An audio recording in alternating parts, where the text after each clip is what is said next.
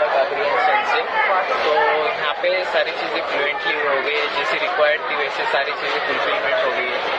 Starting from welcome, हल्दी, संगीत, ये हमारा फर्स्ट डे का इवेंट था। फिर उसके बाद फेरे, इंगेजमेंट और फिर बाद में वरमाला, यस, और शाही भोजन तो सबसे अच्छा, क्योंकि उसका सेटअप हम देख के बहुत खुश हो गए।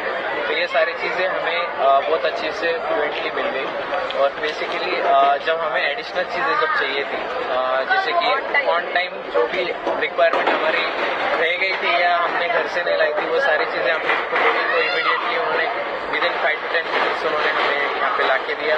And it was really helpful thing which was from their end we were just looking for, and also helped really a lot. And whatever the requirement was there for the decoration regarding the haldi and the sangeet, that was fulfilled properly.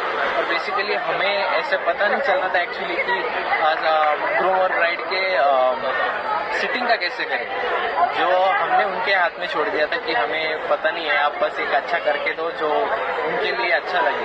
और properly उन्होंने हमें, मतलब हमारे expectations के beyond जाके वो सारी चीज़ें की, और बहुत अच्छा लगा ये सब बुकिंग करके। If you have any kind of event, you can just go for the Kadri and sons and you can book it.